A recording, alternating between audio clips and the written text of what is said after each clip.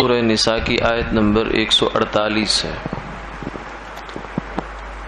اعوذ باللہ من الشیطان الرجیم، بسم اللہ الرحمن الرحیم، لا يحب الله الجهر بالسوء من القول إلا من ظلم وكان الله سميعا عليما إن تبدوا خيرا أو تخفوه أو تعفوا عن سوء فإن الله كان عفوا قديرا صدق الله العظيم۔ اللہ کو پسند نہیں کسی بری بات کا ظاہر کرنا مگر جس پر ظلم ہوا ہو۔ اللہ ہی سننے والے ہیں، جاننے والے ہیں۔ اگر تم کوئی کھول کر کرو کوئی بھلائی کا کام یا اس کو چھپاؤ یا معاف کرو برائی کو تو اللہ بھی معاف کرنے والے ہیں، بڑی قدرت والے ہیں۔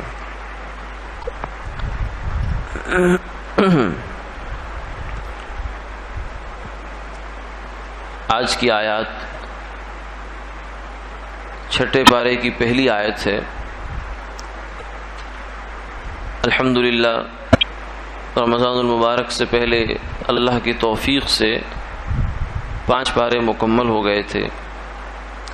آج رمضان المبارک کے بعد درس کا پہلا دن ہے۔ اس آیت مبارکہ کا ربط پچھلی آیات کے ساتھ بھی ہے اور اس میں ایک عمومی ہدایت اور پیغام بھی ہے۔ پچھلی آیات کے ساتھ ربط اس طریقے سے ہے کہ پیچھے سے منافقین کا تذکرہ چل رہا ہے۔ تو منافق لوگ اسلامی معاشرے میں رہتے ہوئے، امت کے اندر رہتے ہوئے ایسی حرکات کرتے تھے جو دوسرے مسلمانوں کے لیے ایذا کا اور تکلیف کا باعث ہوا کرتی تھی۔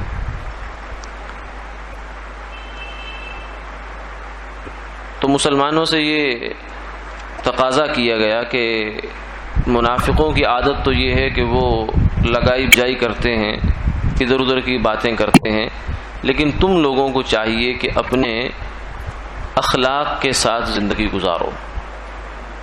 تمہیں کسی کی باتوں کو، یہاں کی بات وہاں کرنا، وہاں کی بات وہاں کرنا، یا اپنی مجلسوں کو کسی کے گلہ غیبت سے جو ہے وہ ان کو زینت بخشنا، یہ نہیں ہونا چاہیے، بلکہ تمہاری زبان اور تمہاری مجلسیں جو ہیں وہ خیر کی باتوں سے پر ہونی چاہیے، اس میں شر کی بات نہیں ہونی چاہیے۔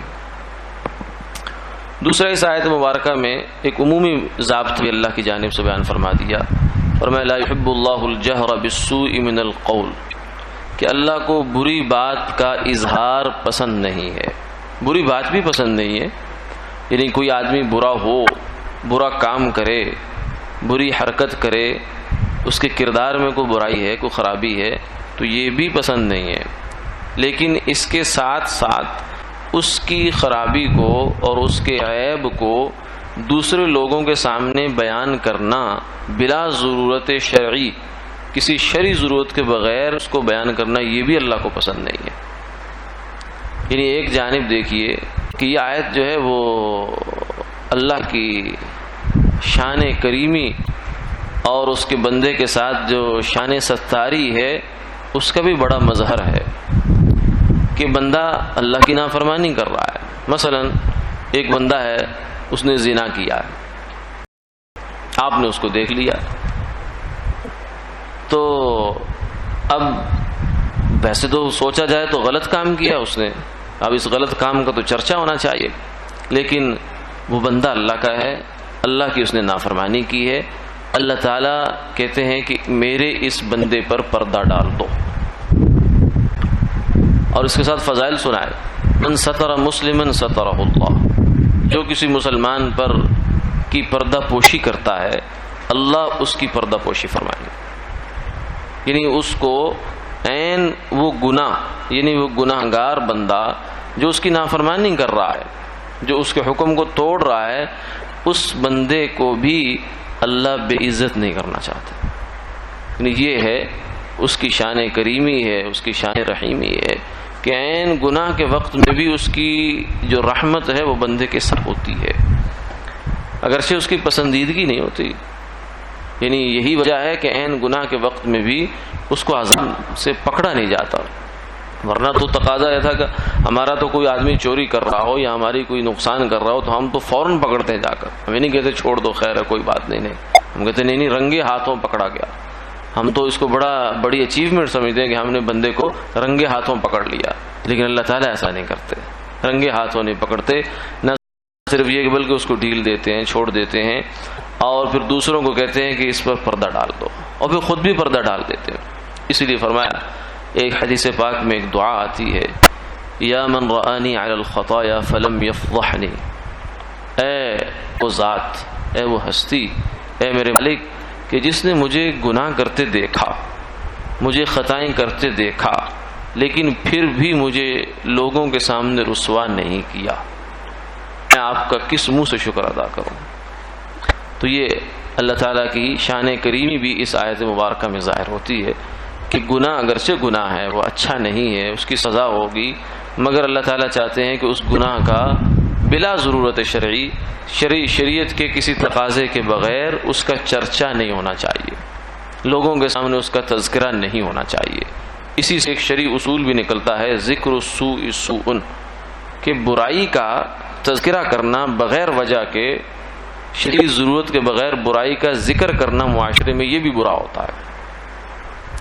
برا جس نے کام کیا سو کیا، لیکن اس برے کام کو آپ بلا وجہ جو ہے اس کو نمایاں کرے جا رہے ہیں، ہائی لائٹ کیے جا رہے ہیں، یہ بھی برا کام ہے. اسی سے ہمیں جو ہے وہ اپنے ہاں معاشرے میں، جس معاشرے میں ہم جی رہے ہیں اس وقت، جس قسم کی صورتحال سے، بالخصوص ہمارا جو ذرائع ابلاغ ہیں، میڈیا ہے ہمارا، اس کا کردار بھی متعین ہوتا ہے کہ شریعت کی نظر میں معاشرے میں کیا اصول ہونے چاہیے اور ہم اس وقت کس نہج پہ چل رہے ہیں، اور پھر اس کے نتیجے میں کیا کیا خرابیاں معاشرے میں وجود میں آ رہی ہیں، وہ ایک الگ کہانی ہے. اس لیے اس سے یہ بھی معلوم ہوتا ہے کہ ہر انفارمیشن جو ہوتی ہے وہ اچھی نہیں ہوتی. ہر انفارمیشن کو لوگوں کو دینا، اس کو پھیلانا، یہ اچھا نہیں ہوتا. یہ شریعت بتائے گی آپ کو کہ کس انفارمیشن کو آپ نے لوگوں کو دینا ہے، کس کو نہیں دینا.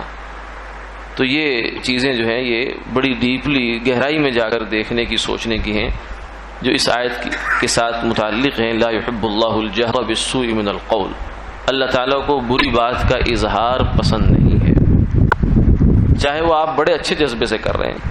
ہم کہتے ہیں کہ ہم اچھے جذبے سے آگاہی ہم جو ہے نا اویئرنیس جنریٹ کر رہے ہیں، آگاہی پیدا کر رہے ہیں. ہر آگاہی اچھی نہیں ہوتی. وہ آگاہی اچھی ہے جو آپ کی دنیا و آخرت کے لیے فائدہ مند ہے. جو آپ کی دنیا و آخرت کے لیے فائدہ مند نہیں ہے وہ آگاہی اچھی نہیں، اللہ کو پسند نہیں ہے. اس لیے شریعت مطہرہ میں ہے کہ ایک آدمی زنا کر رہا ہے، بہت بڑا گناہ کر رہا ہے. اب ایک بندے نے اس کو دیکھ لیا، اب اس کا فرض بنتا ہے خاموش ہو جائے. جب تک 4 آدمی اس کو نہیں دیکھیں گے اور ایسے انداز سے دیکھیں گے جس میں کوئی شک شبہ نہیں رہتا، اس وقت تک عدالت میں قاضی کے پاس جا کر وہ اس کے خلاف کوئی الزام نہیں لگا سکتے. اگر لگائیں گے یا ان 4 کا فگر پہلے پورا ہو گیا، عدد پورا ہو گیا، ان میں سے ایک بندہ اسکپ ہو گیا، پیچھے نکل گیا، تو اب جو 3 باقی بچ گئے ہیں بشمول اس کے بھی، ان کو حد قذف لگے گی، ان پر تہمت کی سزا ان پر لگتی ہے. تو اس سے ہم اندازہ کر سکتے ہیں کہ ہماری اس وقت جو ہے وہ نفسیات کیا بن گئی ہے اور قرآن پاک کیا چاہتا ہے، اللہ تعالیٰ کا منشا کیا ہے. اسی میں آگے جہر بالسوء من القول میں ہی غیبت بھی شامل ہے. یہ تو ہوا نا، چلو قومی پیمانے پر، بڑے پیمانے پر معاشرے میں کہ عیب کو ظاہر کرنا یہ بری بات ہے. جو بندہ اپنا عیب، اپنا کوئی عیب چھپانا چاہتا ہے، آپ اس کو ظاہر کر دیتے ہیں، تو یہ اچھی بات نہیں ہے. اس سے خطرہ ہے کہ آدمی خود بھی کہیں اس بات کا شکار نہ ہو جائے. پھر دوسری چیز یہ ہے کہ لوگوں کے سامنے، اکا دکا لوگوں کے سامنے اپنی مجلسوں میں اس کا تذکرہ کرنا، غیبت جسے کہتے ہیں کہ کسی بندے کے بارے میں بری بات کرنا۔ صحابہ نے پوچھا یا رسول اللہ، اگر وہ بات اس شخص کے اندر موجود ہو پھر بھی غیبت ہے؟ فرمایا ہاں تبھی تو غیبت ہے، اگر موجود نہیں فقط بہتہ، پھر تو وہ بہتان ہے، پھر تو بلا وجہ کا ایک الزام ہے اس کے اوپر، وہ تو ڈبل کام کیا تم نے، ایک تو غلط بات کی اور دوسری وہ غلطی اس کو منسوب بھی ایسے بندے کی طرف کیا جس نے وہ کام کیے ہی نہیں ہے، جس اندر وہ مسئلہ ہے ہی نہیں، تو یہ تو بہتان ہو گیا، یہ ڈبل جرم ہو گیا۔ غیبت بذات خود ایک جرم ہے اور بڑا جرم ہے، چھوٹا جرم نہیں ہے۔ الغیبت اشد من الزنا، فرمایا کہ غیبت یہ زنا سے زیادہ سخت جرم ہے۔ لوگ زنا کو جرم سمجھتے ہیں لیکن غیبت اس سے بڑا جرم ہے۔ اس لیے یہ دو گناہ، فرمایا اس وقت، اس زمانے میں، آج کل کے حالات میں، بلکہ اس سے پہلے یہ بات سنیں کہ فرمایا کہ اس زمانے کا مجاہدہ یہ ہے۔ مجاہدہ کیا ہوتا ہے؟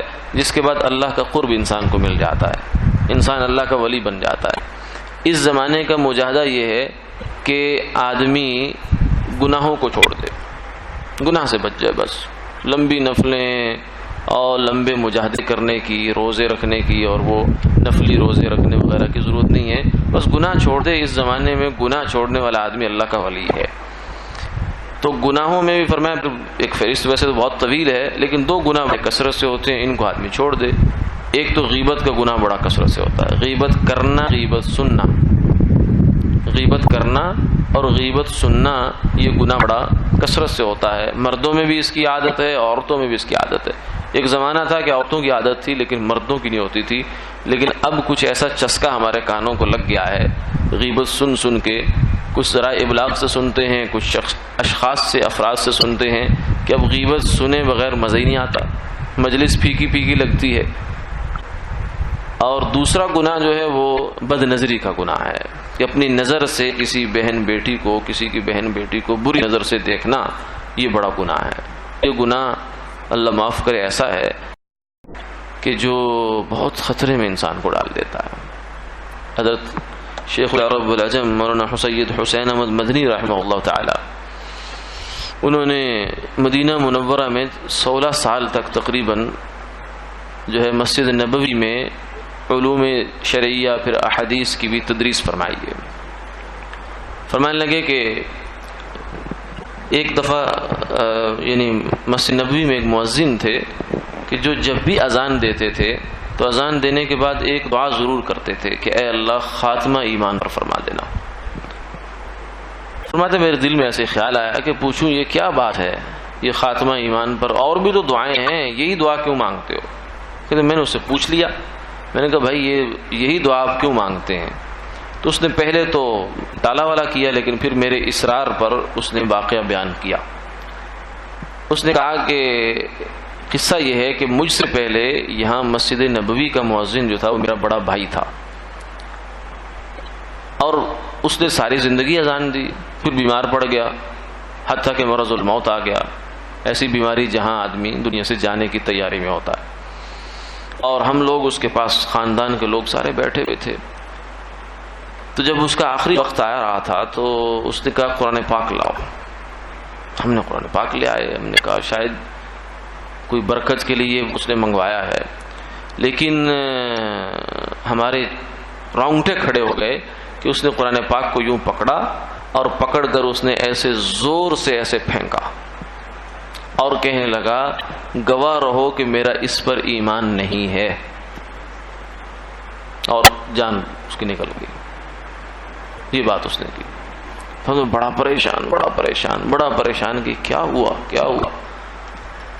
تو ایک دن سویا ہوا تھا، خواب میں سرکار دو عالم صلی اللہ علیہ وسلم کی زیارت ہوئی، تو میں نے عرض کیا یا رسول اللہ میں بڑا پریشان ہوں اس معاملے میں کہ یہ معاملہ کیا ہے، میرے بھائی کے ساتھ ایسا کیوں ہوا؟ تو آپ صلی اللہ علیہ وسلم نے فرمایا کہ تمہارا بھائی بد نظری کے گناہ میں مبتلا تھا۔ یہ گناہ ایسا ہے کہ جو آدمی سے اندیشہ ہے کہ مرتے وقت ایمان کھینچ لیتا ہے انسان، بظاہر بڑا معمولی سا گناہ ہے، کوئی بات نہیں، تھوڑی دیر آنکھیں ٹھنڈی کر لیں. آنکھیں ٹھنڈی نہیں ہوتی، اصل میں آنکھوں میں جہنم آتی ہے. یہ جہنم کی سلائیاں لگتی ہیں، اس سے آنکھیں ٹھنڈی نہیں ہوتی بلکہ یہ جہنم کا ایندھن بنتا ہے آدمی. تو اس لیے یہ دو گناہ بڑے کثرت سے ہوتے ہیں، ایک غیبت کا گناہ ہے اور ایک بد نظری کا گناہ. تو یہاں فرمایا کہ اللہ کو کسی بری بات کا اظہار پسندیدہ نہیں ہے، الا من ظلم، ہاں یہ شرعی ضرورت ہے.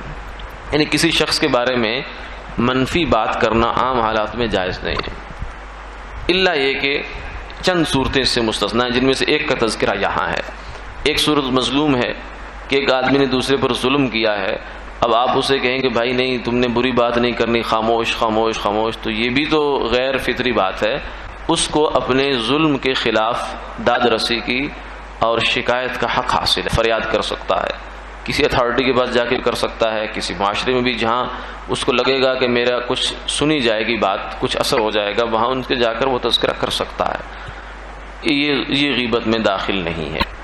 اسی طریقے سے کوئی شخص جو ہے وہ کسی کے ساتھ کوئی معاملہ کرنا چاہتا ہے، کوئی کاروباری معاملات کرنا چاہتا ہے یا کوئی رشتہ کرنا چاہتا ہے جس کا کل کو انجام اچھا نہیں ہونے والا، آپ کو پتا ہے اس کے بارے میں، وہ آپ سے پوچھتا ہے کہ فلاں آدمی کیسا ہے، میں اس کے ساتھ پارٹنرشپ کرنا چاہتا ہوں یا رشتہ کرنا چاہتا ہوں، تو کیسا آدمی ہے، آپ اس کو جانتے ہو اور آپ کو معلوم ہے کہ وہ آدمی مناسب نہیں ہے، اس کام کے لیے وہ موزوں آدمی نہیں ہے، تو اب آپ بھی اس وقت محتاط انداز میں اس کے بارے میں کوئی منفی تبصرہ کر سکتے ہیں. یہ بھی غیبت کی اگرچہ صورت ہے لیکن شریعت نے یہاں اس کی اجازت دی ہے. آپ اس کو کہہ سکتے ہیں بھائی وہ آدمی تسلی بخش نہیں ہے، کوئی معاملات کا اچھا آدمی نہیں ہے، رشتے کے لحاظ سے میرے خیال میں آپ کے لیے وہ موزوں آدمی نہیں ہے. یعنی اس انداز سے کہ جس سے اس کو بات، وہ زیادہ پھر ہسٹری کھولنے کی بھی ضرورت نہیں ہے، جتنے سے کام چل سکتا. الضروری یتقدر بقدر الضرورہ، شریعت کا ضابطہ ہے کہ جتنے سے ضرورت پوری ہو سکتی ہے بس اتنی بات کرنی چاہیے، اس سے زیادہ چسکا نہیں لینا چاہیے. اس لیے فرمایا کہ مردار کھانے کی اجازت ہے مجبوری میں مگر مزہ لے کر نہیں، وہ اتنا کھا لے کہ جس سے اس کی بھوک مٹ جائے اور کمر سیدھی ہو جائے، جان بچ جائے. اس سے زیادہ پھر وہ بس مردار پہ پڑا تو اب کھاتے ہی چلا جا رہا ہے، ایسا نہ ہو.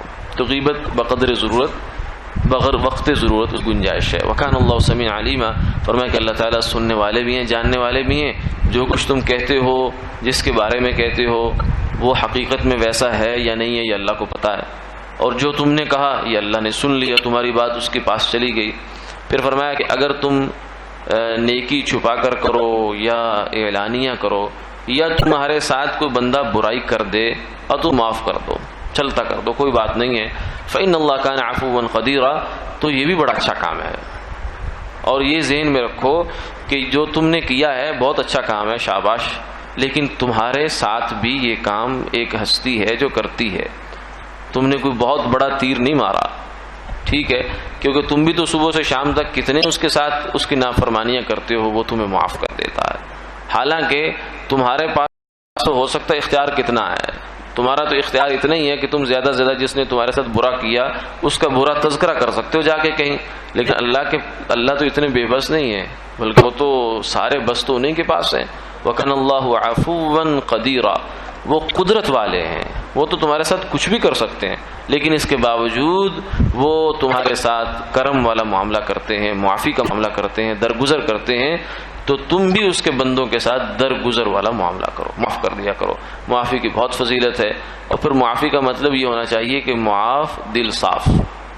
ایک بزرگ تھے، ان سے جب کوئی غلطی ہوتی تو عرض کرتے حضرت معاف کر دیں، فرماتے معاف دل صاف، یعنی معاف صرف زبان سے نہیں ہے بلکہ دل سے بھی معاف کر دیا، دل کو بھی اللہ کے لیے صاف کر دیا. اللہ تعالیٰ عمل توفیق عطا فرمائے.